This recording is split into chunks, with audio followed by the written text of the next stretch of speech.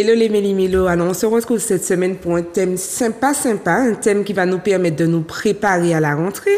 Alors pourquoi je parle déjà de rentrée? Je m'aligne un petit peu à la mouvance générale puisque on est qu'en début juillet et je vois déjà dans les magasins qu'on propose déjà les articles de rentrée, le matériel scolaire, etc. Et donc du coup avec Amand, on s'est posé la question... oui, c'est bien, on se prépare, on se dit, bon, l'année prochaine, on va s'habiller comme ça, on aura tel matériel, etc.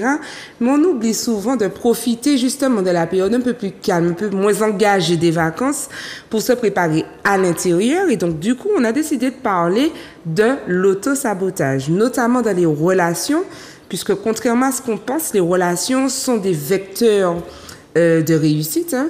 Alors, on parle de filon, machin, c'est pas de ça qu'on parle, mais on parle de bonnes relations, d'être bien entouré pour pouvoir justement préparer la nouvelle année, la nouvelle période qui commence et réussir ses projets. Alors, pour en parler, on a une invitée de choix. Donc, aujourd'hui, c'est Ama, d'accord, représentante de l'Amour Sacré, qui va nous parler de l'auto-sabotage dans les relations. Oui. Comment vas-tu, Ama? Eh bien, moi, ça va, Natilo. Comme d'habitude, tu me diras week-end agité. Exactement. Mais je suis là bien debout. En plus, c'est mon mois d'anniversaire, donc... C'est notre mois d'anniversaire. Oui, c'est notre mois d'anniversaire, mais moi, j'ai une petite tradition, c'est que c'est tout le mois l'anniversaire. Voilà. D'accord. Donc oui, on va parler d'auto-sabotage. Et plus précisément dans les relations. Plus précisément dans les relations. Alors bon, pour commencer quand même, on va leur donner une petite définition de l'autosabotage de manière générale. Et puis après, on va rentrer dans le vif des relations. De toute façon, hein, on verra que c'est dans la relation la première répercussion en fait. Bien sûr. Voilà. Alors, petite définition de l'autosabotage. Qu'est-ce que l'autosabotage? L'autosabotage, c'est quand vous vous retrouvez à faire quelque chose qui n'est pas dans votre intérêt ou qui est carrément malsain pour vous, que vous ne pouvez pas vous empêcher de le faire quand même. Il se peut que vous ne vous rendiez même pas compte que vous le faites. Donc en fait, c'est un comportement contraire à son épanouissement. Je te laisse poursuivre la définition. Oui, c'est ça. Alors avoir un comportement contraire à son épanouissement, mais la note sournoise de l'autosabotage, c'est que parfois on a l'impression de très bien faire. Exactement. Il faut vraiment être dans un chemin de développement personnel pour comprendre qu'on est en autosabotage. Exactement. Et l'autosabotage, c'est pas quelque chose de très compliqué. Des fois, ce sont des petites choses, des petites tâches, des petites choses qu'on répète, soit au quotidien ou alors à chaque relation ou à chaque nouvel événement qu'on autosabote. Donc, ça peut être le milieu professionnel, ça peut être les relations, ça peut être le domaine sportif. Ça peut être, en fait, on peut s'auto-saboter dans toutes sortes de milieux. Ok. Voilà. Ok. Effectivement, et qu'est-ce qu'on pourrait retenir comme justement petite chose? Parce que des fois, on imagine un mécanisme psychologique très important, mais ça se concrétise comment? Ça se voit comment? Alors, par exemple, je vais prendre l'exemple d'une relation. Une relation, enfin, plutôt d'une personne qui a que des relations où... ça va aller très bien pendant les 3 premiers mois et puis il y aura toujours quelque chose qui va se casser. Alors, il faut bien comprendre que je ne suis pas en train de dire que c'est de la faute de la personne puisque souvent l'autosabotage vient de blessures antérieures ou de traumatismes passés et les mécanismes qui sont mis en place ne sont pas conscients. Donc, il ne faut pas prendre la faute sur soi puisqu'on va encore rentrer dans le cercle vicieux de l'autosabotage. Voilà. Mais par exemple, ça peut se manifester, je suis une femme géniale, avenante, bienveillante, je sais faire à manger, je sais repasser, j'aime bien le sexe, enfin il n'y a pas de choses qui me dérangent dans une relation et après 3 mois ça casse toujours après 3 mois. On va devoir faire une sorte de bilan pour comprendre qu'est-ce qui fait que, parce que si ça arrive dans une relation, ok, on peut comprendre. 2 relations, ok, on peut comprendre. Mais si ça arrive à chaque relation systématiquement, c'est qu'il y a forcément une attitude qu'on a qui crée cette chose-là. Ok.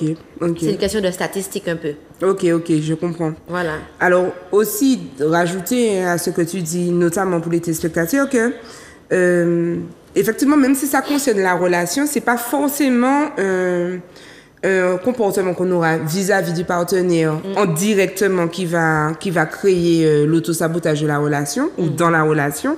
Ça peut être, par exemple, ne pas terminer les choses, se trouver des excuses, la procrastination, et puis franchement, celui qui m'a vraiment interpellée, c'est le perfectionnisme, en fait. Oui. Parce que souvent, on se dit justement que quelqu'un qui est perfectionniste est dans une volonté du meilleur et de faire bien, mais des fois, ça crée vraiment tout le contraire, en fait. Ben, c'est exactement ça, parce que le perfectionniste, il va commencer une tâche et il va se dire ce n'est pas assez bien.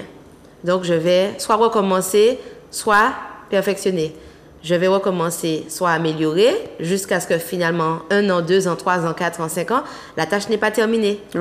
Alors que la personne qui va accepter sa limite et se dire, bon, ben, c'est pas comme Alice au pays des merveilles, mais ça fait le boulot. On n'est pas dans le hibon comme ça. Il faut bien faire la différence. Ça fait le taf, je l'ai bien fait, ça remplit sa fonction, je vais m'arrêter à là.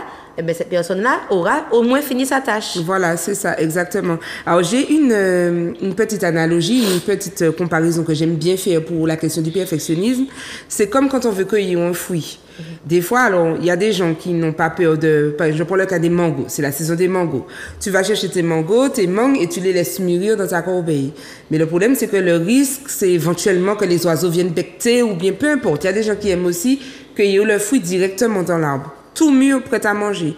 Et en fait, la petite analogie, la petite histoire que j'aime bien me raconter quand on parle de perfectionnisme, c'est le perfectionniste, c'est celui qui va regarder le fruit un peu tous les jours pour attendre précisément le bon moment pour cueillir le fruit. Sauf que, entre-temps, dans la nuit, une chauve-souris peut passer dedans. Dans la nuit, ou même au moment où tu vas regarder le fruit et que tu le tournes, eh ben, il y a un oiseau qui n'a pas attendu pour le cueillir et pour becqueter dedans. Et donc, des fois, à vouloir que ce soit parfait, exactement le bon moment, je me dis qu'il vaut mieux, justement, cueillir et puis laisser mûrir auprès de toi plutôt que d'attendre que ce soit parfaitement le bon moment. Exactement. Et donc, du coup, Jean-Bray, on a bien compris, tu nous expliquais que l'autosabotage n'est pas... On ne sait pas forcément qu'on s'auto-sabote, pardon. Mais du coup, est-ce qu'il y a des moyens de le savoir? Alors, les moyens de le savoir, comme je disais, il faut vraiment être inscrit dans une dynamique de « je veux m'améliorer ». Ok. C'est une observation. J'ai commencé à avoir des relations depuis l'âge de 17 ans.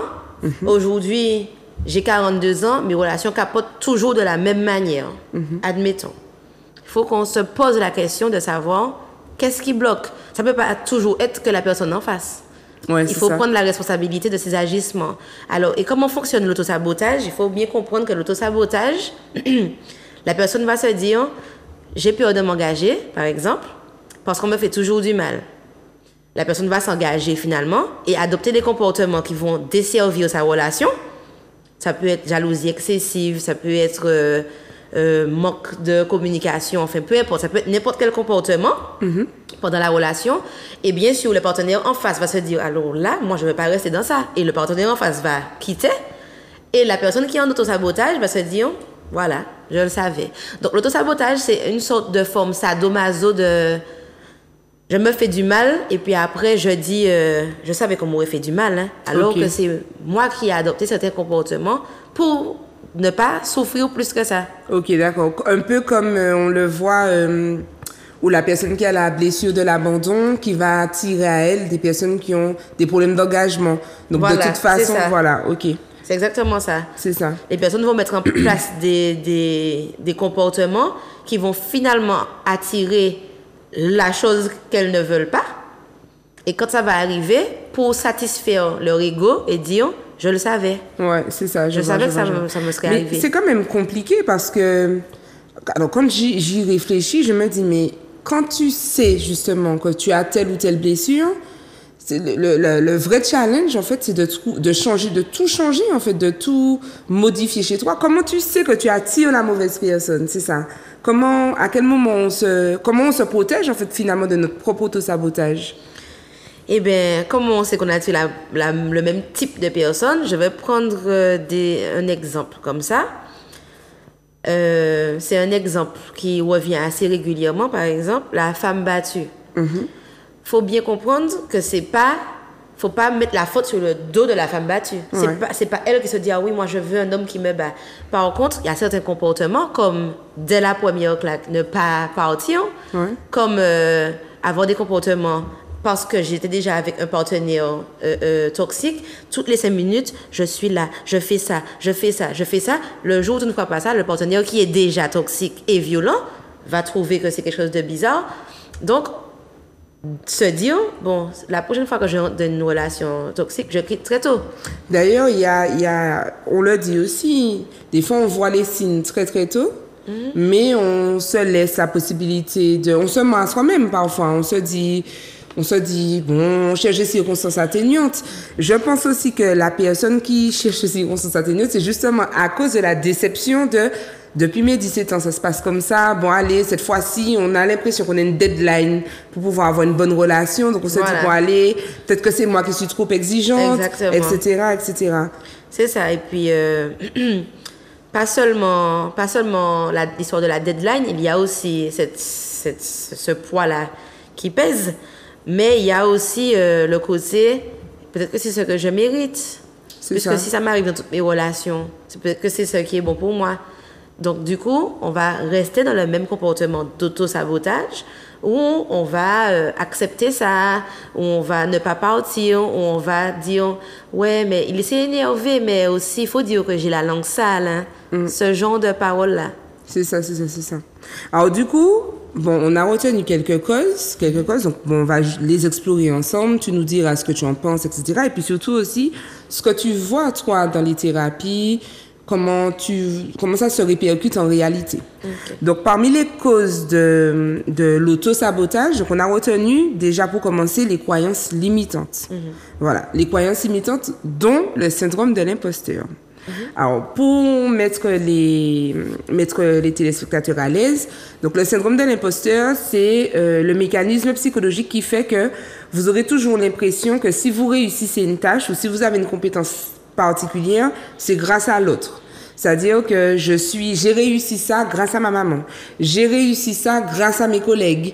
Mais jamais avoir cette confiance ou cette estime. Dire j'ai réussi. Voilà, j'ai réussi et c'est grâce à moi de manière pure et dure. Il y a aussi le petit côté, alors moi je le remets en question, cette humilité qui nous vient de l'éducation judéo-chrétienne. Alors, je ne suis pas en train de vous dire de crier sur tous les trois que vous êtes une boss lady ou le meilleur des hommes en mode pavinitesse. C'est pas ce que je dis. Mais je dis que il y a une humilité qui nous est transmise dans l'éducation qui fait que non, ne dis pas que tu as réussi. Non, calme-toi. Non, fais-toi petit. Arrête de te vanter. Voilà. Et d'ailleurs, même pour l'émission, il y a eu des personnes qu'on a voulu inviter et qui nous ont dit non, en ce moment, j'ai trop de problèmes. Je suis un peu trop sous l'effet des projecteurs. Je préfère ne pas venir parce que ça va me créer des problèmes. Et je pense que ça aussi, ça contribue, en fait, cette éducation de soi humble, ça contribue aussi au syndrome de l'imposteur. Mais revenons sur les croyances limitantes, qui apparemment est une cause d'auto-sabotage. Qu'est-ce que tu en penses? Oui. Alors, la croyance limitante, c'est vraiment une des causes principales de l'auto-sabotage, puisque si c'est quelque chose, les croyances limitantes sont insinuées dès l'enfance. Ouais. Donc bien implantées dans le subconscient. Imprégné, va dire à quelqu'un qui a été élevé en pensant que les fleurs soignent les bobos, va lui dire, mais non, mais il faut mettre un pansement, il faut mettre de la bétadine. La personne va te dire, désolé, mais ça n'a pas de sens ce que tu me racontes, puisque c'est bien ancré. Eh bien, c'est la même chose pour l'autosabotage. Je vais avoir une croyance qui ne me sert pas, qui ne m'aide pas à avancer. Donc, pire, qui me met des bâtons dans les roues. Donc, le jour où j'aurai besoin de transgresser cette croyance limitante-là, je vais préférer passer à côté de quelque chose, par exemple. Passer à côté d'une relation. Par exemple, on a déjà vu ce cas-là, par rapport aux religions des couples. Dans ma famille, on m'explique que, par exemple, les personnes qui sont musulmanes ne sont pas de bons époux, ils sont violents, ils sont ceci, ils sont cela. Demain matin, je tombe sur un musulman, je vais le trouver génial, franchement, c'est l'homme de ma vie, mais bon, vu sa croyance, ça ne va pas marcher entre nous. Eh bien, je vais adopter des comportements qui vont prouver que ça ne peut pas aller entre nous rapport à ça. Par exemple, je n'aurais pas eu cette croyance limitante-là. Je fais à manger, le partenaire me dit ah non, ça, c'est pas quelque chose que je peux manger. Je n'aurais pas eu ma croyance limitante, je comprends ça parfaitement. Quand j'ai ma croyance limitante, ça va créer peut-être un problème en disant... Il a voulu m'agresser ou me on ne peut pas manger ensemble puisque tu ne manges pas la même chose que moi. Franchement, notre relation ne peut pas continuer. C'est ça. Alors qu'on peut s'arranger. Ouais, je vois très bien. Du coup, ça ramène aussi un petit peu par les objectifs imposés par les tiers. Est-ce qu'on peut faire un lien avec ça? Oui, ça, c'est un petit peu ça, puisque dire à mon enfant que cette personne-là ne sera jamais bonne pour toi, c'est lui fixer l'objectif de sortir avec quelqu'un qui n'appartient pas à cette religion-là, par exemple. Exact. Donc, ça peut être ça aussi. Ou alors, on en avait déjà parlé lors d'une ancienne émission, où on parlait des parents qui insufflent à leur enfant discrètement et sournoisement le métier à faire plus tard.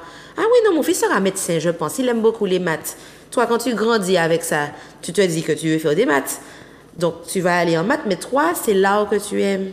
D'ailleurs, tu dis ça, moi, c'est quelque chose qui m'a toujours un peu... qui me choque toujours et qui me met à la limite mal à l'aise. Quand j'entends les parents me parler de leur enfant et que le papa se dit, bon, je pense que mon enfant sera comme ça, je pense que mon enfant sera plutôt comme ça, parce que de leur observation du comportement de l'enfant, ils pressentent telle ou telle chose, alors que l'enfant n'a des fois 1 an et demi.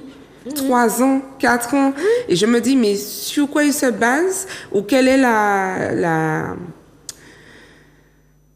certitude qu'ils ont que leur enfant est plus un intellectuel ou plus un sportif ou plus... Ou que l'enfant ait envie de faire ça aussi. Voilà, c'est ça, tout à fait. Donc, du coup, on a aussi l'estime de soi. Donc, on constate que les personnes qui s'auto-sabotent ont une faible estime d'eux-mêmes. Bon, est-ce que tu as déjà arrivé d'avoir des personnes qui se disent avoir une bonne estime d'eux et qui sont pourtant dans l'autosabotage?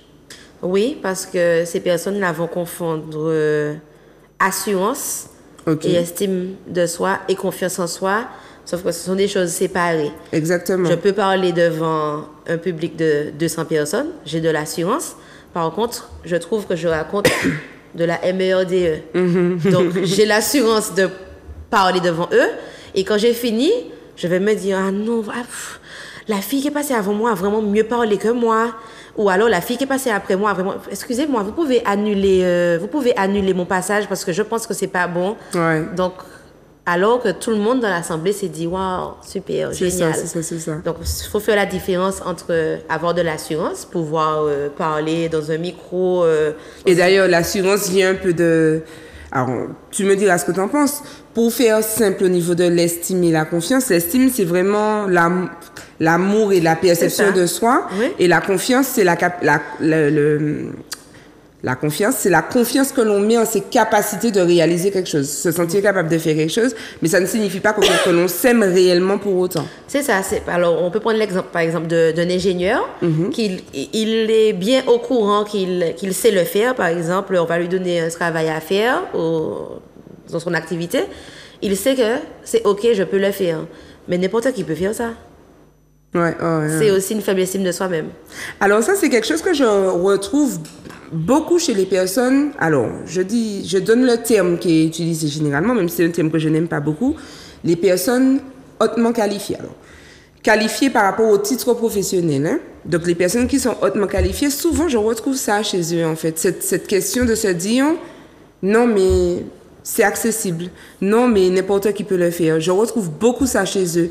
Et pour citer 2 exemples qui me sont retournés, il y en a un qui m'explique, oui, mais tu sais, j'ai voyagé, j'ai fait telle chose, etc. Et j'ai vu tellement mieux ailleurs que je n'arrive pas à concevoir que ce que je fais est à un bon niveau. Voilà. Donc, où est-ce que ça se place, ça? Sur la confiance, sur l'estime? C'est l'estime de soi, sur l'estime de soi. OK.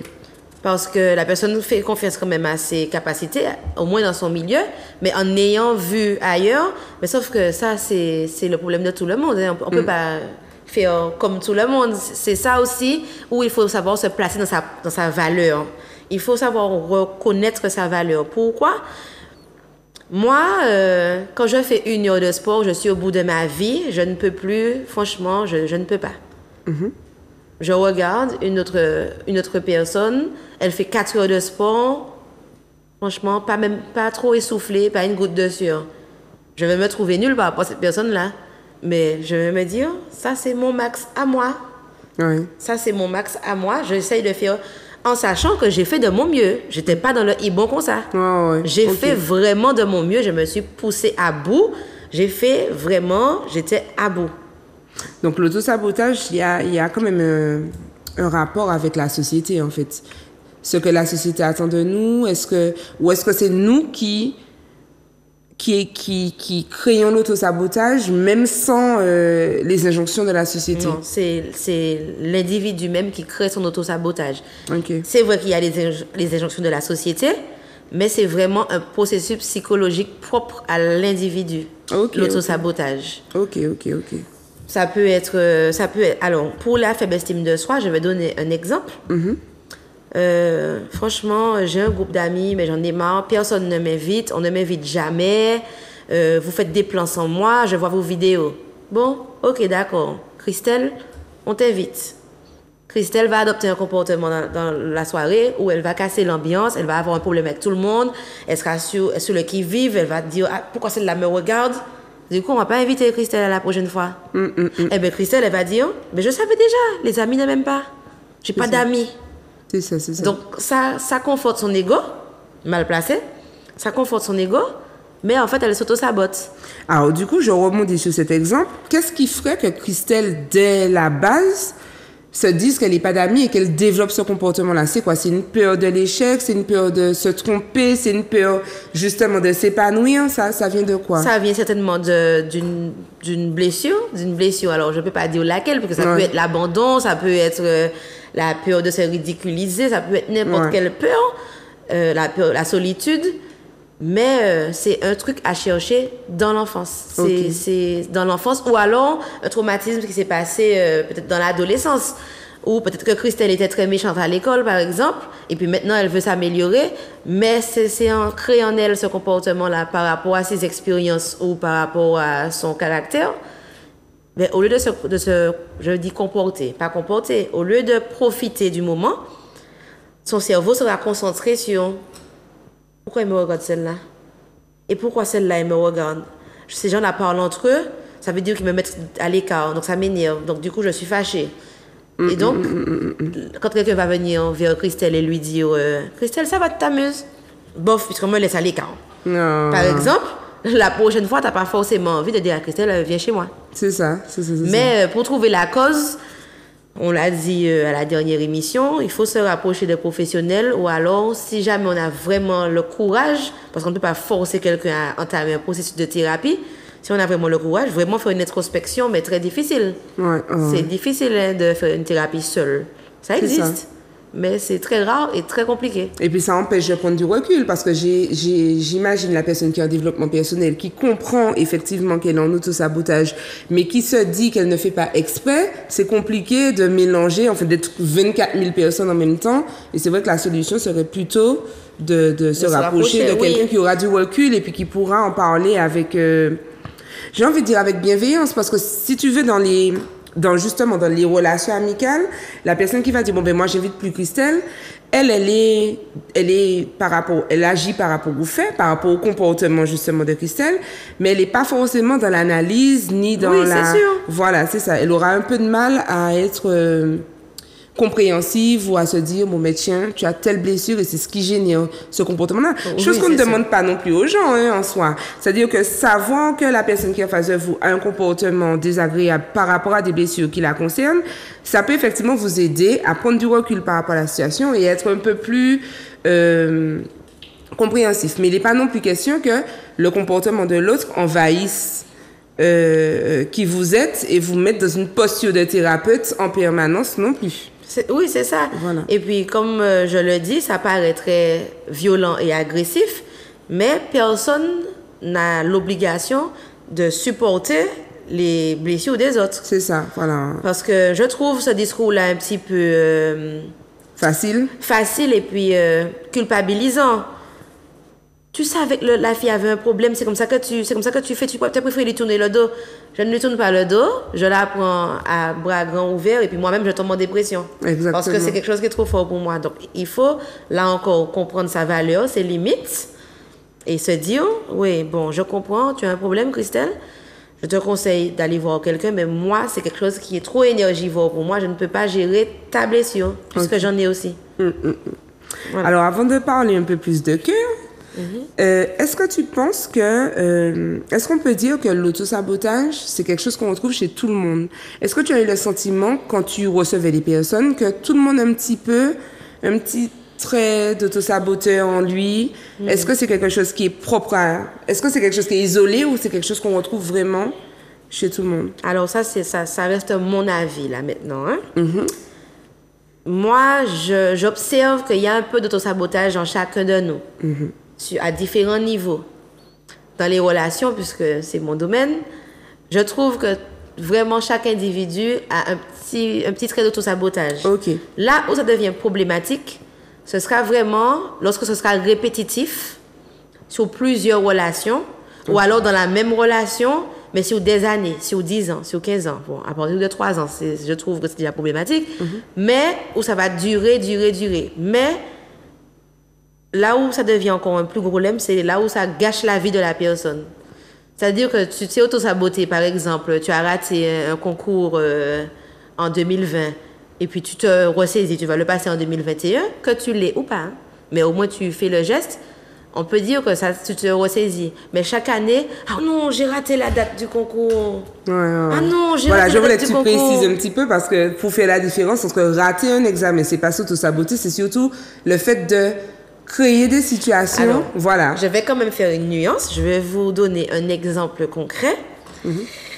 Alors, je ne vais pas donner de nom, mais c'était une expérience que j'ai vécue personnellement. Donc, j'aidais un ami à passer le code de la route, d'accord? Et je vois qu'il ne se bougeait pas plus que ça et que je me retrouvais beaucoup plus stressée que lui, finalement, pour aller passer le code. Donc, un jour, pensant bien faire, je l'ai inscrit à une session de code en candidat libre et je lui ai dit, moi, je te sens capable de le faire puisque ça fait déjà au moins 6 mois que nous sommes dans une démarche d'obtenir le code, en sachant que c'est quelqu'un qui avait déjà passé le permis par le passé, mais qui l'avait perdu entre-temps. D'accord? Lorsque j'ai emmené cette personne passer son code en candidat libre, la personne l'a échoué. Jusque-là, pas de problème. Nous sommes retournés, la personne l'a échoué. Et la personne a commencé à se dire, mais comment? Je ne comprends pas. Je suis bête ou quoi? J'ai dit à la personne, non, en sachant que c'est quelqu'un qui avait les capacités de réussir le code. Oui. La personne s'est réinscrite un jour, et quand la personne sort, je lui dis, alors, comment c'est passé? Je me suis endormie. Je me suis dit, ça m'a vraiment énervée sur le coup, parce qu'il y a quand même mon temps, mon essence, ma vie qui est engagée, je t'emmène, je te récupère, tout ça. Ça m'a saoulée. Et je me suis dit, comment est-ce possible que tu t'endormes dans un laps de temps de 20 minutes, puisque l'examen dure pas longtemps. L'examen du code, c'est 30 minutes, et puis voilà, 1 heure max. Tu n'as que ça à faire. Comment tu peux t'endormir? C'est ça. Eh bien, en fréquentant cette personne plus longuement, j'ai compris que cette personne-là, elle avait été éduquée dans le satisfais-toi de ce que tu as. OK. Du peu que tu as. C'est même pas de ce que tu as. Si tu as déjà un peu, c'est déjà bien. Et cette personne-là aussi, elle a été éduquée dans le... Ah, mais non, tel a réussi à faire ça, mais toi, tu vas... Mais non, je ne pense pas que tu vas réussir à faire ça. Fais ça plutôt.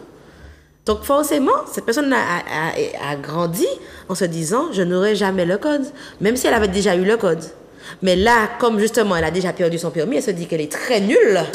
Et que là, je ne vais jamais réussir à refaire ça une deuxième fois. J'avais déjà réussi à passer le code, chose déjà extraordinaire, mais là, c'est mort. On n'a pas 2 fois cette chance, enfin. C'est ça. Et donc, tu t'endors. C'est ça, voilà. Tu vas te réveiller en retard. Je vais devoir vraiment te stresser pour te dire, allons-y, tu l'auras, ma copine, allons-y. Alors que tu as l'habitude de te réveiller tranquillement, là, pour cette fois-là, enfin, je dis réveiller. Pour ce jour-là, tu es en retard, tu ne trouves pas ton sac, tu as perdu ta carte bleue, tu ne sais pas où tu as rangé tes papiers, alors que tu es quelqu'un de très rangé. Enfin, faut bien comprendre, c'est comme ça, l'autosabotage. C'est pas vraiment... Bon, allez, je n'irai pas à l'examen. Là, c'est déjà un autre stade. C'est vraiment des petites choses. Par exemple, j'oublie ma carte. Alors que tu n'as que ça à penser, quoi. C'est ça. Tu sais que tu vas dans un examen, tu sais qu'il faut prendre ta carte d'identité. Tu n'as que la carte d'identité à prendre et tu vas l'oublier. Et ça peut vraiment... quand on parlait des comportements, il y avait aussi des excuses, en fait. Oui. Parce que des fois, effectivement, il y a eu le cas alors, où tu décides de mettre une routine en place, où bon, allez, c'est bon, je vais lutter contre mon retard. Tu arrives à te réveiller suffisamment tôt, mais le jour où tout est parfait pour ne pas être en retard, c'est ce jour-là où tu auras une flemme, tu auras quelque chose, tu auras envie de faire un détour, tu auras un ceci, tu auras un cela pour finalement dire, ben, je ne suis pas du matin. Oui. Voilà. Chercher des excuses, voilà, exactement. Voilà, c'est ça. Comme la procrastination aussi. Bon, c'est le point d'autosabotage que je pense que nous avons en chacun de nous. Moi-même, je l'ai. C'est-à-dire que, au moins, ça ne gâche pas ma vie. C'est pour ça que je dis qu'il faut faire attention à l'autosabotage qui gâche une vie et puis l'autosabotage qui te fait rater une occasion. Et d'ailleurs, si justement on y prête trop d'attention, parce qu'en sachant que ça ne gâche pas notre vie, on tombe sur une autre forme qui est le perfectionnisme. Qui n'est pas... Et puis l'autosabotage plus aussi. Voilà, c'est ça. Par exemple, je sais que je sais pas moi, je sais que j'ai rendez-vous à 10h, mais c'est un rendez-vous qui ne m'intéresse pas plus que ça. Ou bien je sais que c'est un rendez-vous important, par exemple, où on va m'annoncer, j'ai fait des examens, et je veux savoir le résultat de mes examens, mais en même temps j'ai peur, et bien je vais me réveiller en retard. C'est ça. Je vais buter mon pied, ça va loin. Hein? Je peux aussi me casser un pied par inadvertance, mais en même temps c'est un processus psychologique pour ne pas aller, en fait. Et ça existe notamment avec la question d'éviter l'engagement, en fait. Ce que tu dis là, ça me fait penser à ça, c'est-à-dire que la personne a tellement peur de s'engager qu'elle va elle va se fabriquer une situation extrême, rocambolesque, qui va l'empêcher justement d'arriver à cette question d'engagement. Voilà. Donc là, effectivement, dans les relations, alors, l'autosabotage existe et il y a deux autosabotages distincts chez les hommes et les femmes. Donc, la femme qui a un stress, par exemple, de tromperie, d'abandon, etc., elle va s'auto-saboter en contrôlant la relation. T'es où? Tu fais quoi? Envoie-moi une photo. À qui tu parles? Je t'ai vu parler. Pourquoi tu fais ça? Etc. Et bien sûr, le partenaire en face se disant que le but, c'est pas de se mettre avec un flic. Voilà, exact. La personne va tromper, va chercher du réconfort ailleurs, va sortir beaucoup plus. Je vais te donner une bonne raison de me fliquer. Voilà.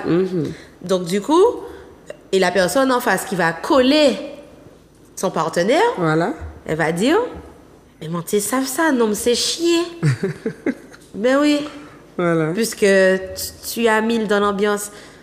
Et du coup, ce genre de comportement-là, tu les retrouves plutôt chez les femmes ou plutôt chez les hommes? Plutôt chez les femmes. Ok. Lié à notre histoire? Alors, je précise. Au tempérament féminin? Je précise, attention, je fais la nuance.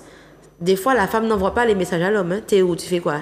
Mais elle est tellement dans un stress à la maison que, au retour de son partenaire, elle va avoir un comportement qui agace, par exemple. Okay.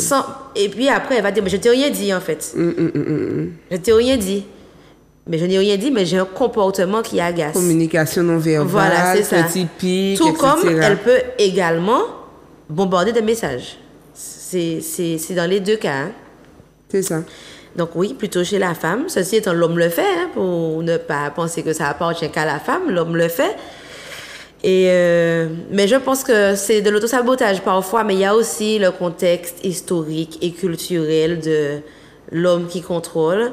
Dernièrement, j'ai entendu un homme dire, oui, les hommes ont le droit de contrôler parce que quand les femmes ont des problèmes, c'est nous que vous appelez. Voilà. Donc, je pense qu'il y a aussi cette pensée-là. En 2024? Ouais, la semaine dernière, là, de ce que je te dis. Donc, voilà. Et chez les hommes, l'autosabotage, ça va passer par beaucoup la peur de l'engagement, parce qu'il faut trouver une bonne femme, fidèle, loyale, qui sait faire à manger, à présenter à la famille, qui passe dans les yeux de ma maman, qui ne s'habille pas trop court. Il y a aussi la peur aussi de prendre ses responsabilités. Oui, entre autres. Mais il y a surtout la peur de l'engagement, c'est surtout des personnes qui n'ont pas confiance en eux. Déjà, qui se disent, je ne suis pas un bon partenaire, donc ils vont faire quoi? Géniaux au début. Ok. Et après, quand ils vont sentir qu'il y a un peu d'attachement, que le truc devient sérieux, ils ont un problème avec la famille, ma maman est malade, ils vont être très malades souvent. Ils tombent vraiment malades, hein? C'est possible. C'est possible qu'ils tombent vraiment malades. Quand tu parles de tomber malade, ça me fait penser à quelque chose. Moi, je bifurque au niveau de l'école. La question de la maladie imaginaire et des vacances, en fait. Je prends cet exemple-là, c'est juste pour vous montrer à quel point c'est vraiment possible de tomber malade. C'est-à-dire qu'on a remarqué que, tu sais, pendant la période primaire, collège, etc., les enfants sont en vacances à chaque 1 mois et demi. Après 1 mois et demi d'école, vacances, 2 semaines de vacances, etc. Et quand ils arrivent dans la vie active ou les études supérieures où il n'y a plus ces vacances-là, on avait remarqué qu'au bout d'1 mois et demi, au bout de 2 mois, ils tombaient malades. Et quand on regardait quelle était leur maladie, rien de spécial. J'ai trop mal à la tête, c'est-à-dire que le mal de tête est extrême, mais il n'y a pas de virus, il n'y a pas de pathologie particulière. J'ai mal au ventre, j'ai quelque chose. Et là, on réalise que la personne tombe vraiment malade parce que son psychologique n'est pas prêt à supporter ce que la vie lui propose, en fait. Oui, c'est ça. Donc, et donc pour revenir à ton exemple, la personne est capable vraiment de tomber malade pour éviter une situation de... Une expression psychosomatique, en fait. La personne peut développer un ulcère à l'estomac, comme par hasard. La personne peut faire un accident. La personne peut se retrouver dans une situation où faut pas rester avec moi, en fait. J'ai beaucoup de problèmes. Faut pas rester avec moi. Exactement, voilà. J'ai trop de choses à gérer. Il y a aussi, alors, je passe du coq à l'âne, mais je me comprends et vous allez comprendre aussi. Il y a aussi les maladies de la peau. On va développer des maladies de la peau pour montrer à la personne, ne me touche pas, je suis... Comme le zona, comme l'eczéma, voilà, le lota, je dis, ouais. Ouais, le lota, c'est une expression psychosomatique de... J'ai peur de l'engagement. J'ai peur qu'on m'abandonne. C'est ça. Donc, pour ne pas que l'on m'abandonne, je vais mettre en place, enfin, en tout cas, je vais développer une caractéristique physique qui fera que les gens n'auront pas envie de m'approcher. Me toucher, voilà. Donc, du coup, je n'aurai pas ce moment où je vais m'attacher à quelqu'un et après, donc je m'épargne, en fait, de risquer l'abandon, en fait. Exactement. Alors, est-ce que, je rebondis sur ça, est-ce que on devrait apprendre à ne pas avoir peur de l'abandon? Comment on devrait se positionner justement pour casser en fait cet autosabotage? Éviter pour sortir en fait de ce lota-là en fait. Quelle est la technique? Qu'est-ce qu'on devrait se dire? Mais déjà, la partie difficile, c'est de prendre conscience. Parce que parfois, on n'a pas conscience qu'on a peur de l'abandon. Pour nous, on se dit, c'est normal, j'ai peur de perdre mon partenaire, mais c'est normal. C'est vrai que tout le monde ne conscientise pas jusque-là. Voilà, c'est ça. Tandis que quand faut vraiment prendre conscience, est-ce qu'on est dans une relation toxique? Est-ce que je me sens en bouffée de chaleur quand mon partenaire n'est pas avec moi? Est-ce que je n'arrive pas à dormir quand mon partenaire est là? Est-ce que je me sens vraiment stressée? C'est-à-dire, je vais manger avec des copines, mon partenaire va faire, je sais pas moi... il va en soirée avec ses copains. Ouais. D'accord?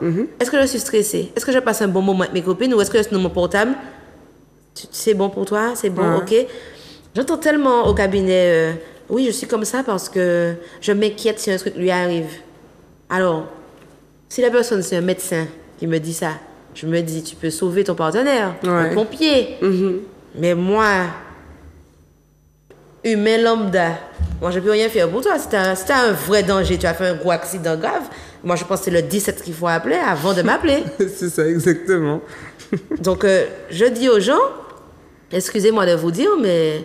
Ou alors, mon propre partenaire, quand au début, on a commencé à se fréquenter, il me disait, tu t'en fous de là où je vais. Je lui dis, alors, je m'en fous pas. Si tu veux me partager l'information, très bien, mais par contre, si tu vas faire tes affaires, on va faire tes affaires. Il me dit, si quelque chose m'arrive, je dis, eh bien, je vais lire ça dans le journal, en espérant que quelqu'un m'appelle. Peut-être que tes copains ont déjà compris qu'on est ensemble, quelqu'un va essayer de me contacter.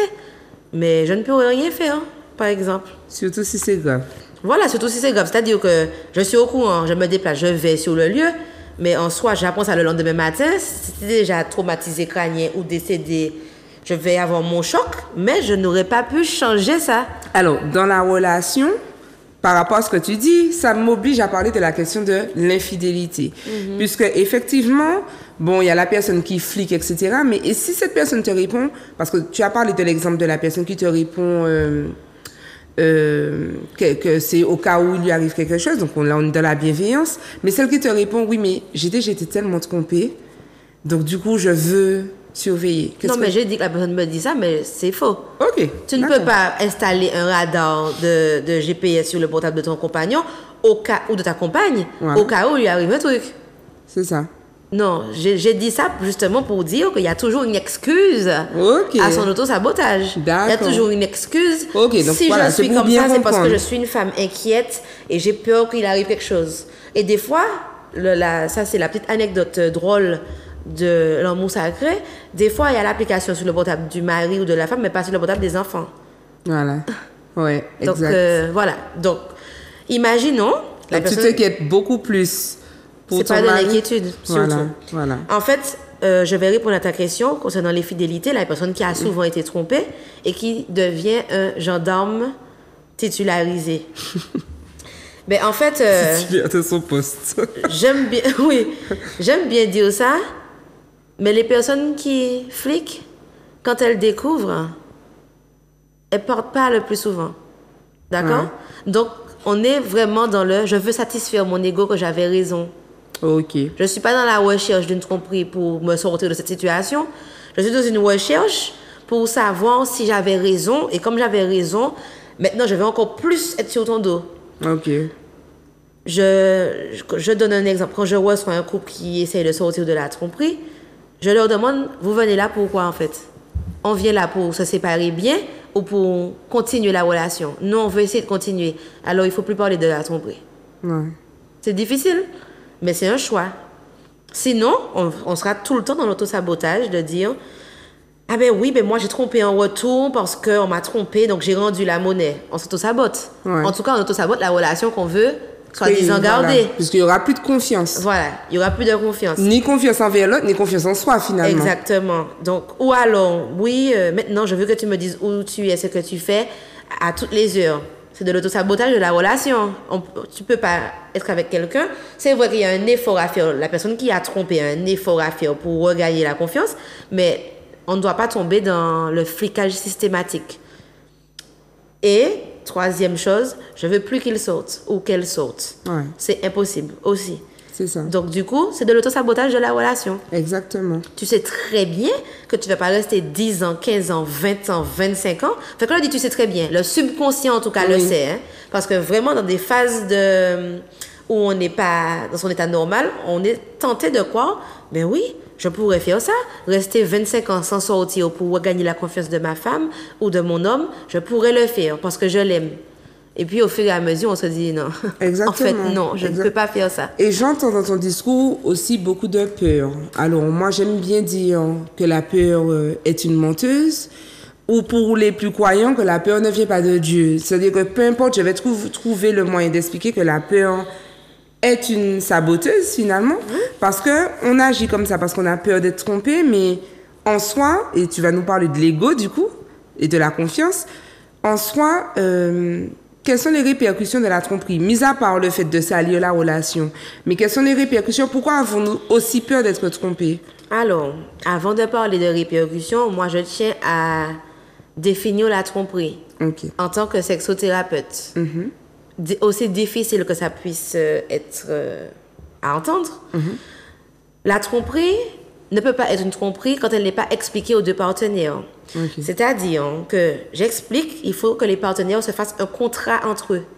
Parce que pour Natilo, peut-être que la tromperie commence à l'envoi d'un message, j'ai envie de te voir, mais peut-être que pour Ama, la tromperie commence à partir du moment où tu t'es affiché à la galeria en achetant des vêtements pour la personne. Voilà, et c'est ça qui me dérange. Pour Christelle, peut-être que la tromperie, ce n'est pas la sexualité. La tromperie, ça peut être un moment de qualité que tu as passé avec la personne. C'est ça. La tromperie, ça peut être à partir d'un enfant dehors. Alors, il faut déjà déterminer avec les deux partenaires quelle est la tromperie, trouver un terrain d'entente. Et en fait, à partir de ce contrat-là, on peut déjà savoir si on est fait pour être ensemble. Au lieu de rester 5 ans ensemble et de découvrir que mais bébé, quoi? J'ai juste dit au gars qu'il est beau sur Facebook, j'ai rien dit de mal. Ah non, je respecte cette fille-là. Là où il y a des couples qui vont se dire, bon, elle a juste dit au gars qu'il est beau en soi, et puis ouais, le gars est beau, hein. C'est pas une tromperie pour moi. C'est ça, c'est ça. Alors, j'ai réagi parce que je sais que le terme contrat aussi, surtout pour les hommes, je trouve que ça fait peur. C'est-à-dire qu'à partir du moment où tu veux clarifier les choses, même au début de la relation, les hommes sont en panique. Pourquoi parler de manière aussi grave, aussi sérieuse dès le début? Ça fait peur aux hommes qui ont peur de s'engager. Ouais. C'est-à-dire que c'est vrai qu'on n'est pas habitué à ça, mais en tout cas, moi, de mon côté, j'ai toujours utilisé le mot contrat. C'est vrai que ça a éveillé la curiosité, mais soit tu te casses, ou soit on fait un contrat. C'est ça. Pour moi, et puis pour le bien-être aussi des relations, on peut utiliser un autre terme. Allons faire notre liste de ce qui colle entre nous. Mais c'est un contrat. C'est un contrat synalagmatique. Dans tous les cas, il faut que les deux parties soient OK pour qu'on puisse continuer à avancer. On peut trouver aussi des compromis, hein? Pas de sacrifice. Comme je dis régulièrement, pas de sacrifice dans les relations, que des compromis. Mais il y a des choses qu'on ne peut pas passer outre. Tu veux 10 enfants et tu ne peux pas revenir sur ta parole et moi, je n'en veux pas. C'est ça. On peut trouver un compromis, on en fait 2. Voilà, c'est ça. Voilà. Et du coup, je trouve aussi que ça aide justement à chacun à ne pas s'auto-saboter, en fait. Oui, ça aide chacun à ne pas s'auto-saboter. Même avec le contrat, si la personne a une blessure, il y a un contrat, d'accord, mais si, par exemple, la blessure, c'est par rapport à la tromperie, disons, la personne, je vais dire plutôt à l'abandon, blessure qui est récurrente dans les relations. La blessure de l'abandon, par exemple. La personne a fait son contrat, etc. La tromperie, pour moi, c'est ça. Mais chaque fois que l'autre partenaire qui n'a pas la blessure de l'abandon va faire une sortie, la personne va quand même se sentir abandonnée. Ouais, elle va quand même se sentir abandonnée. Mais justement, c'était ça ma question. Parce qu'en fait, je me suis mal exprimée. En fait, ma question, c'était par rapport à la blessure qui crée l'autosabotage. Est-ce que ce ne serait pas là la base du problème? Je prends le cas du contrat. C'est-à-dire que quand, dès le début de la relation, tu poses les mots sur ce que tu veux, etc., et que tu écrèmes, ça a cet effet positif de faire fuir, justement, celui qui a peur de l'engagement et de ne garder, finalement, que ceux qui ont peur de l'engagement, que ceux qui n'ont pas peur, du moins, de l'engagement. Mais du coup, je pense à la personne qui a la blessure de l'abandon. C'est un nouveau risque, en fait. C'est-à-dire que de se faire, entre guillemets, abandonner aussitôt dans la relation, dès les premières mises à plat. Oui, alors, effectivement, c'est un nouveau risque, mais la personne qui a la blessure de l'abandon, qui est au courant et qui est en développement personnel, peut travailler sur ça, mais effectivement, la personne qui n'est pas éveillée en développement personnel sur ce point-là, ne va pas faire de contrat. Ouais, effectivement. Voilà, donc c'est un tout. C'est un tout. Elle va plutôt être en train de... Ah bon, tu aimes les sushis? Mais moi aussi, j'adore les sushis. Voilà, c'est ça. Ah ouais, tu aimes te coucher à 3h du matin, mais moi aussi. Pour ne pas qu'on l'abandonne. Elle sera plutôt dans cette optique-là. Tu veux 20 enfants? Moi, je voulais 21. Donc, ça colle bien. Et puis, après, quand le partenaire en face va réaliser que ça ne colle pas, va s'en aller. Blessure de l'abandon réactivée. Ok, d'accord. Donc, ce qu'on doit retenir, c'est que justement, comme on est en développement personnel, on s'attend déjà plus ou moins à ce qu'il puisse avoir ces probabilités-là. Voilà. Et forcément, on le vit différemment. Oui, parce que la blessure de l'abandon, elle est guérie en se disant que ce n'est pas un abandon au final. Parce que la blessure de l'abandon, ce sont des perceptions par rapport à un abandon qui a certainement existé ou pas, qui a été aussi dans la perception. Par exemple, un enfant peut développer la blessure de l'abandon pour un parent qui est décédé. Ouais. Alors qu'on ne pouvait pas faire autrement. Le parent est décédé. C'est ça, ouais. Donc, on peut aider cette personne-là à lui faire comprendre que la blessure de l'abandon était une perception. Ok, d'accord. Voilà. N'était pas forcément un abandon. La blessure de l'abandon ne vient pas forcément d'un abandon. D'accord, ok. D'un abandon concrètement. Ça peut être mes parents se séparent, mes deux parents sont très bien avec moi, hein, les deux. Mais on m'a abandonné. Je me suis sentie abandonnée, en tout cas. Et j'ai peur de ça. Ouais, je comprends. Alors, on est obligé d'avancer. Oui. Quand c'est mes passionnant, tu sais déjà. Donc, la prochaine question, et c'était la dernière, ça aurait été de savoir est-ce qu'on peut sortir de l'autosabotage, mais tu y as plus ou moins répondu. Mais du coup, les points qu'on doit retenir vraiment pour sortir de l'autosabotage, ce seraient lesquels? Qu'est-ce que tu proposerais? Alors, je propose déjà d'observer sa vie. Ça, c'est même pas pour l'autosabotage, c'est pour tout. Il faut observer sa vie. Est-ce qu'il y a quelque chose qui se répète tout le temps dans ma vie, dans mon travail, dans mes relations amoureuses? Faut savoir que une sorte de spirale négative. Voilà, je sors quand même d'une licence banque assurance finance. Donc, on a aussi fait les statistiques. Les statistiques, j'aime beaucoup parler de statistiques. Si tu fais un accident par an, Ok, d'accord, sur 5 ans. Par contre, si tu fais un accident par an pendant 20 ans, c'est qu'il y a un problème. Il y a un comportement que tu qui est as répétitif. qui se répète. Si jamais tu as 10 accidents, par exemple, 10 accidents où tu es pas responsable, il y a un problème aussi dans ta conduite. Ouais. Parce que l'assurance va estimer que tu as une conduite qui attire le risque. Même si c'est toi qui es en raison selon les codes de l'assurance. Ok. Mais tu fais quelque chose. Tu C'est veux pas ça. faire 10 accidents en 2 mois. Il y a quelque chose qui Il y a fait quelque chose que tu fais qui fait que tu as des accidents ou bien heureusement tu es en raison, mais il y a quelque chose que tu fais. Mais c'est ça, il faut observer sa vie. Et à partir du moment où on va observer qu'il y a quelque chose qui se répète dans mon travail, purée, chaque fois que je passe dans un travail, on me vire parce que pour telle raison. Ouais. Ou alors pas pour la même raison, mais on me vire. Ouais. Par exemple, à chaque fois, ça fait 10 ans que je suis en période d'essai. Ouais. Ça fait 10 ans que je ne dépasse pas la période d'essai. Qu'est-ce qui se passe? Ça fait 5 relations que j'ai d'affilée et dans les 5 relations, ça capote dès qu'on a une relation sexuelle. Qu'est-ce qui se passe? Enfin voilà, il faut observer sa vie et à partir du moment où on a ça, soit on comprend d'où ça vient, parce que des fois c'est inconscient, mais des fois c'est conscient. Ouais. Par exemple, il y a le discours de « Ah, on m'a pas fait femme confiance » et tout. « Ah, on m'a pas fait femme confiance, on m'a pas engagé comme moi. » La personne verbalise qu'elle ne va pas s'engager parce qu'elle ne fait pas confiance aux femmes. Maintenant, au moins, elle peut se poser la question « Ouais, mais qu'est-ce qui s'est passé dans ma vie qui fait que je ne fais pas confiance aux femmes ?» C'est ça. Au moins. Mais il y a des gens qui ne savent pas. On doit chercher chez les arrière-grands-parents que la grand-mère, c'était la meuf qui tournait dans le quartier. Donc, il y a ça depuis l'enfance. Pourquoi cet enfant-là ne fait pas confiance aux femmes? Donc, voilà, observer sa vie.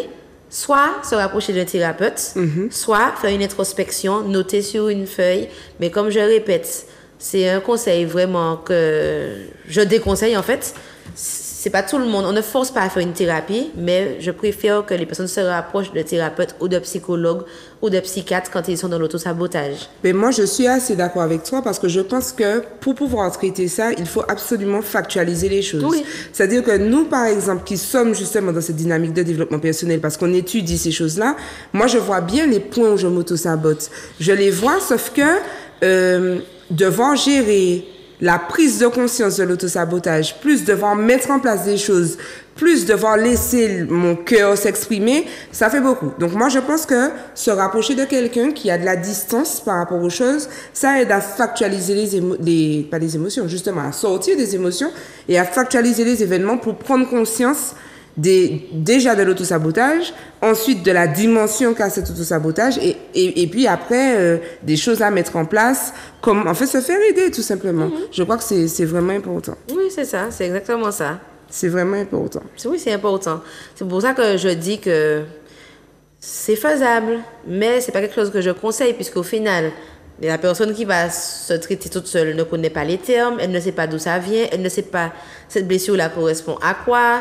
Et puis, elle va se dire, en fait. oui, c'était ça. Et puis finalement, c'est pas ça. Donc finalement, c'est pas la bonne guérison. Parce que même quand on parlait de se trouver des excuses, parmi les excuses que l'on se trouve, des fois, il y a des faits avérés. C'est-à-dire qu'il y a des circonstances qui sont vraies et qui peuvent justifier une réaction, comme par exemple, il m'a déjà trompé. Si c'est vrai en fait. Donc du coup, est-ce qu'on ne sait plus trop, est-ce que c'est une excuse, est-ce que je me cherche une excuse ou est-ce que je m'appuie sur un fait réel? Et donc c'est bien de pouvoir avoir quelqu'un en face qui prenne de la distance et qui puisse décortiquer tout ça en fait. Exactement. C'est ça. Alors, on va devoir passer aux questions. OK. Donc, avant de passer aux questions, on vous rappelle, chers téléspectateurs, que vous pouvez nous suivre et vous abonner à la page Instagram de Méli-Mélo, donc melimelo.fwi. Donc, comme d'habitude, on vous répète, abonnez-vous, participez, envoyez-nous des messages. Et puis, s'il y a des thèmes en particulier que vous auriez aimé voir à l'antenne, n'hésitez pas à nous envoyer un petit message. Et nous, on va un petit peu évaluer la pertinence du truc, si on peut effectivement en parler, qui peut en parler, et bien sûr, revenir avec une émission pour vous satisfaire. Donc, on continue. Donc là, les questions. Donc, on commence avec Shana. OK. Donc, Shana qui dit « Plusieurs relations dans lesquelles j'ai vraiment le sentiment de donner le meilleur de moi-même, pourtant à chaque fois ça capote. Le rapport avec votre émission, c'est qu'à chaque fois, mon partenaire me reproche de tout gâcher. comme si je sabotais une relation qui aurait pu fonctionner. Ce que je ne comprends pas, c'est que tout me réussit, les amis, le boulot, la famille, sauf les relations amoureuses. Bon, la question est un petit peu générale, donc difficile de répondre. Oui, c'est vrai, Chana, tu sabotes? Non, je ne pense pas que ça soit forcément ça. Peut-être que Chana a certainement un comportement, je sais pas, de jalousie. On n'a pas les éléments, on n'a pas les éléments des blessures de Chana. Donc, si à chaque fois son partenaire lui dit ça et qu'elle estime n'avoir rien fait, peut-être qu'il faut creuser, se demander est-ce qu'elle n'est pas trop jalouse, trop collante, parce que c'est choquant de dire le mot collante, mais il faut laisser l'espace au partenaire. Je ne dis pas que c'est le cas de Chana, hein, mais ça peut être ça. Mais il faut trouver surtout pourquoi la relation capote, parce que ça peut capoter pour plusieurs raisons. Moi, ce qui m'interpelle un petit peu, c'est le fait qu'elle dise que tout lui réussisse. Tout lui réussisse. Tout lui réussit. Enfin. Oui, sabotage à la télé. Donc, tout lui réussit. Ses amis, son boulot, sa famille, mais il n'y a que au niveau des relations amoureuses que ça ne va pas. Donc, c'est plus ce qui m'interpelle. Est-ce qu'elle aurait... Pourquoi elle arriverait à gérer les relations professionnelles, les relations amicales, qui ont aussi leur poids, et pas la relation amoureuse? Mais parce que, alors, dans l'autosabotage, c'est pas un autosabotage général, hein. L'autosabotage, ça peut effectivement concerner un seul... être très bien en relation amoureuse, très bien au sport, très bien par là. Et puis, c'est le travail où il y a un problème, hein. Il y a des gens qui s'autosabotent dans la vie. Oui, généralement. Ça existe. Voilà. Ça existe, hein. Je sais que j'ai un rendez-vous important demain. Je bois 2 litres d'alcool hier au soir, donc comme ça, je serai boulée et je pourrais pas aller à l'entretien, mais j'ai pas fait exprès. Voilà. Ça peut être ça. Et du coup, je suis boulée, donc j'ai pas de copine. Donc je suis boulée, donc je peux pas aller au travail aussi, forcément. Mais là, c'est pas un cas spécial, hein. Ok. Elle s'auto-sabote certainement que dans les relations amoureuses, mais il faut que Chana se rapproche d'un thérapeute ou de quelqu'un, un psychologue, un psychiatre, qui pourrait lui expliquer d'où ça vient, si vraiment elle a quelque chose à voir dans le sabotage de ses relations. Je glisse ça quand même, parce que il faut que Chana se rapproche d'un thérapeute, pas de souci, mais dans la mesure où c'est toi notre invité aujourd'hui, ce serait bien de rappeler les coordonnées de l'amour sacré, puisque non seulement tu es thérapeute, mais en plus spécialiste des relations de couple. D'accord? Donc je te laisse le dire à l'antenne. Oh my God! Donc, l'amour sacré, sur Instagram, 06 96 61 16 24. Voilà. On continue? Oui, donc je fais? Non, c'est moi aujourd'hui. Ah, sorry. Donc Chris qui dit: je pense que l'autosabotage est lié au bon consent. Plus personne ne fait d'efforts et encore moins dans les relations sont discount. Non, pas que. Alors, l'autosabotage, on n'est pas vraiment dans le bon consent. Il y a une nuance. L'autosabotage, c'est vraiment... on peut être dans le bon consent, en fait, non. On peut être dans le bon consent pour l'autosabotage. Mais c'est pas que ça, parce qu'on a vu tout à l'heure le perfectionnisme. C'est moins ça qu'autre chose.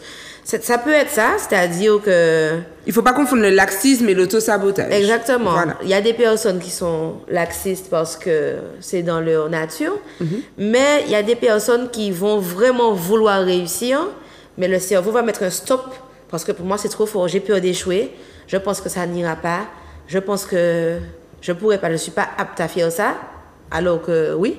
Mais du coup, le cerveau se met en pause, le corps ne va nulle part. Puis il se dit, bon, allez, c'est bon. Je rebondis j'ai fait le max. Sur ce que tu dis là, il y a des personnes vraiment, en tout cas que moi j'ai pu rencontrer, qui sont justement dans cette peur de réussite, dans cette peur d'exploser, cette peur de gagner trop d'argent, cette peur de réussir en fait, et qui sont capables de se dire non, c'est pas pour moi en fait. Et effectivement, moi qui suis en face, par exemple dans l'accompagnement à projet, j'ai un peu de mal sur le coup. Bon, bien sûr, je comprends que c'est un mécanisme psychologique, donc je prends de la distance, mais sur le coup, j'ai toujours ce sursaut de me dire, mais pourquoi en fait, quand tout justement s'aligne, et puis le seul truc qui bloque, c'est non, pas moi. Pas moi, non, non. Je laisse ça pour quelqu'un d'autre. Non, pas moi. Après, ici, aux Antilles, en tout cas, on est vraiment élevé dans cette culture de...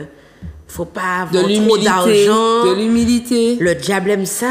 Voilà. C'est la porte d'entrée du diable. C'est ça. Si tu as trop d'argent, faut que tu aies le strict minimum pour nourrir ta famille et toi-même. Puis ça va aller. Il faut rester dans l'humilité pour que Dieu t'ouvre ses portes. Donc forcément, c'est vrai que c'est encore une autre histoire culturelle ici. On va souvent le répéter. Hein? Ouais. C'est le but aussi. De toute façon, on parle de chez nous. De chez nous.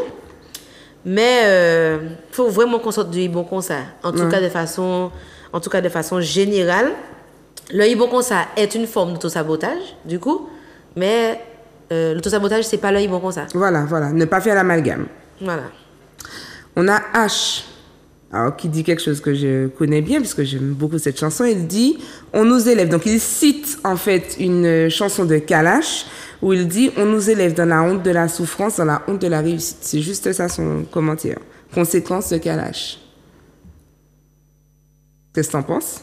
Oui, c'est vrai. C'est ce qu'on disait à l'instant aussi. Voilà, voilà. Ouais, voilà.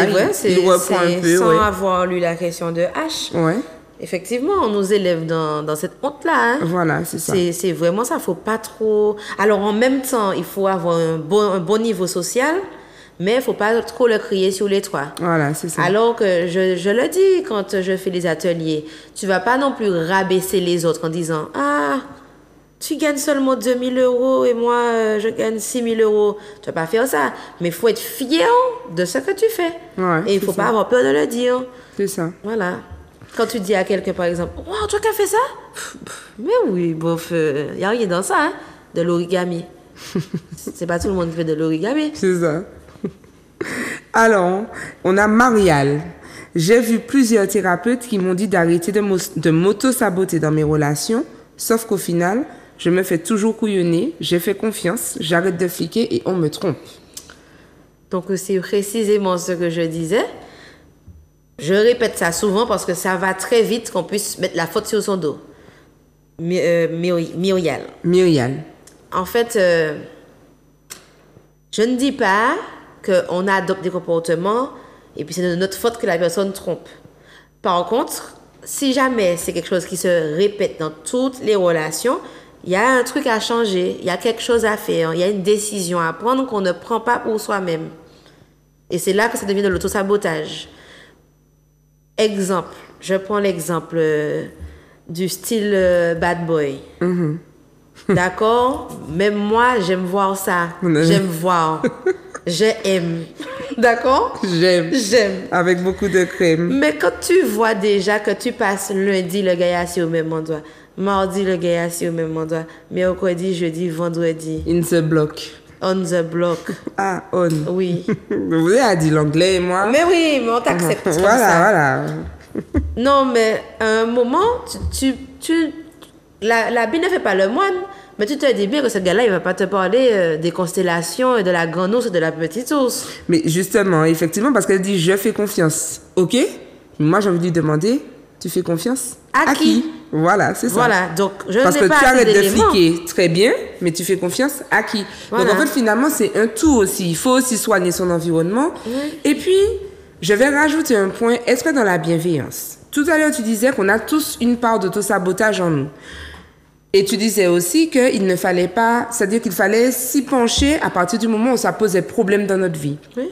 Il faut aussi être bienveillant envers soi et accepter ses blessures et du coup nettoyer autour de nous. C'est-à-dire que, ben tiens, moi je suis une personne plutôt comme ça, donc vaut mieux que je ne me retrouve pas avec ce genre de personne-là parce que ça va influencer négativement ma sérénité, mon bien-être, mon développement, etc. Il y a ça aussi en fait. Oui, il y a donc ça. tu fais confiance à qui? Donc c'est de l'autosabotage. Voilà. Puisque, alors je dis ça dans ton cas, mais je n'ai, comme là encore, je trouve ça compliqué parce que Myrial, il n'y a pas beaucoup d'éléments, c'est vrai. Je me fais toujours couillonner, mais par qui? Par quel type de personne? Je fais confiance et j'arrête de fliquer. Peut-être j'arrête de fliquer, oui, mais je fais confiance, je ne pense pas. Puisque il y a... faire confiance, c'est un processus. Hein. Ouais, c'est un processus très long. Et puis qui est lié aussi à la personnalité. Il y a des personnes qui ont la confiance facile, il y en a d'autres qui ne l'ont pas et c'est naturel chez eux aussi. Voilà, c'est ça. Voilà.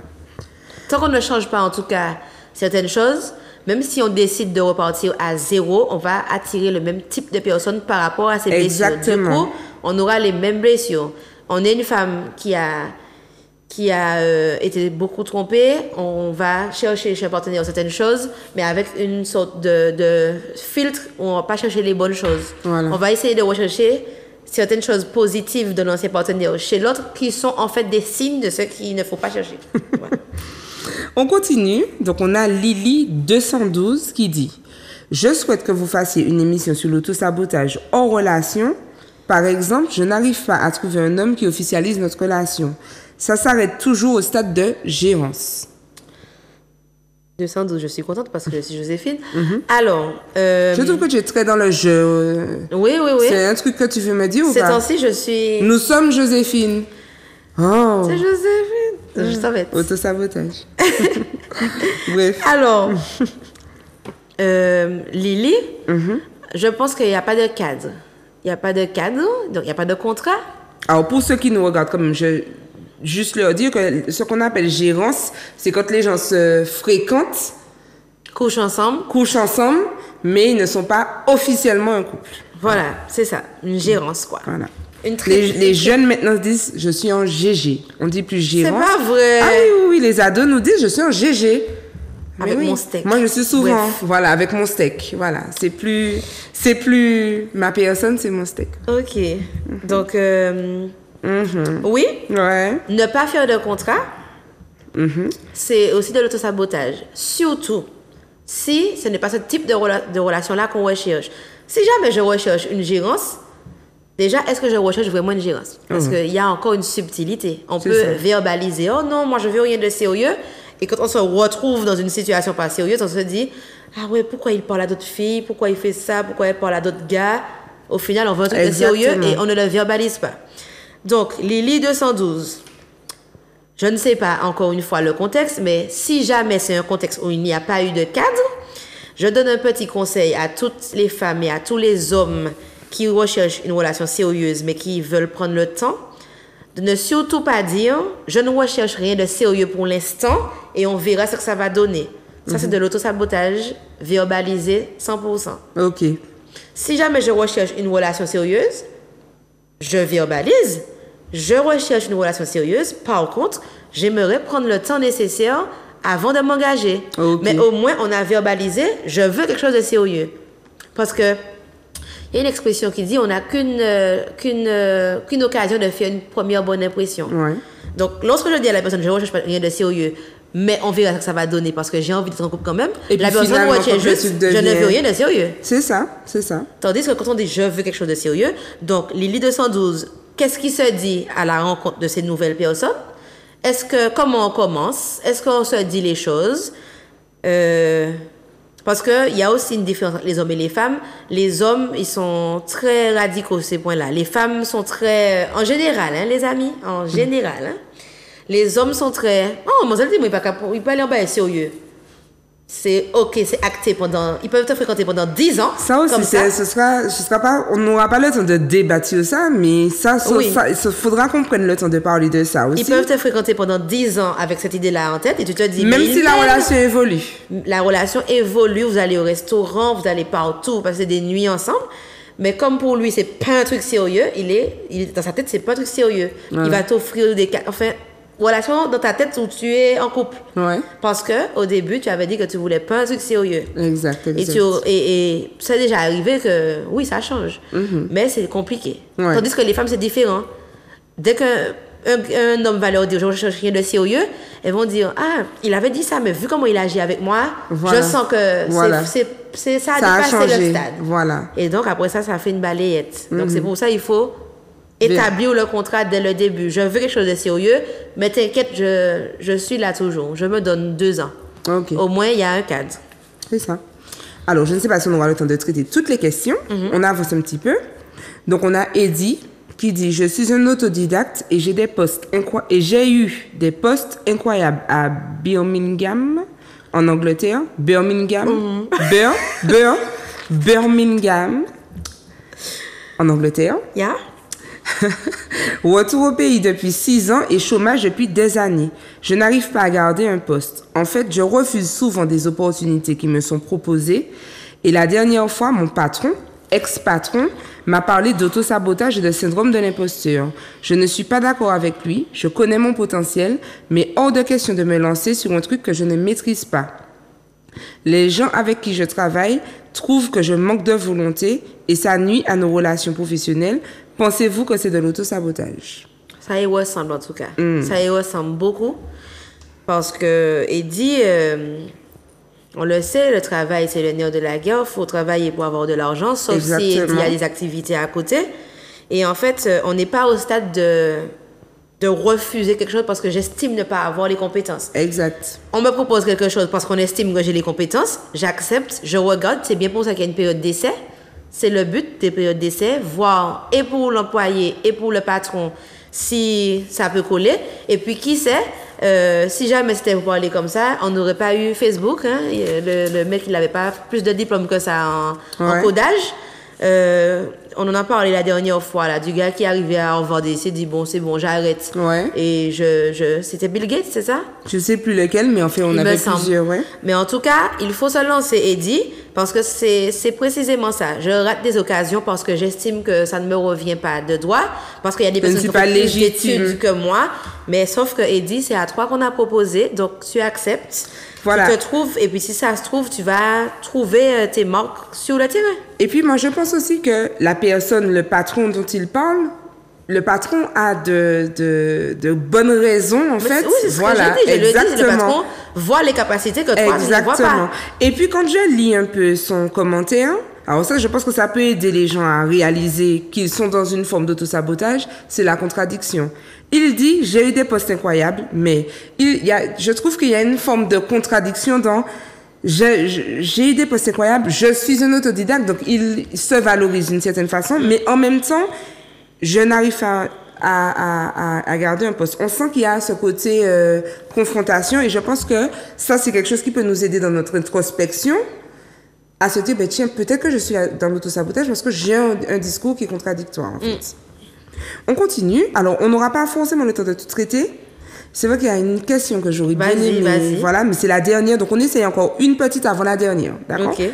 Il y a une qui te branche un peu plus? Vas-y. Bon. Ok, bon, ben, on y va sur... je sais pas, les deux anonymes, alors. Ou, allez, Migmag. Okay. Qui dit, chaque fois que ma relation commence à devenir sérieuse, j'ai une flemme qui tombe sur moi lorsqu'il s'agit de sortir ou de passer du temps ensemble. Et du coup, elle me quitte. Pensez-vous qu'il y a un lien avec l'autosabotage? Je précise que j'ai très peur qu'on me trompe, mais pourtant, je n'ai jamais connu la tromperie. Mais Migmag a déjà répondu à sa question. Je trouve qu'il explique lui-même où vient le problème. Chaque fois que ma relation commence à devenir sérieuse, j'ai une flemme qui tombe sur moi lorsqu'il s'agit de sortir. Donc, ça veut dire que tu m'habitues à sortir, à passer du temps ensemble, et puis, brusquement, tu as une flemme. Donc, forcément, moi, je me dis que tu voulais juste goûter le minouche et que tu n'es pas sur moi. Voilà, c'est ça. Et donc, effectivement, je vais me rapprocher d'un autre mâle alpha qui pourra passer du temps avec moi. Et tu vas te dire, elles me trompent toutes. Voilà, c'est ça. Voilà. Exact. Fin. OK. Alors, la dernière question, bon, j'y tenais vraiment parce qu'en plus, j'ai un petit message à faire passer derrière ça. Alors, toujours une personne anonyme, et je comprends puisque cette personne est thérapeute.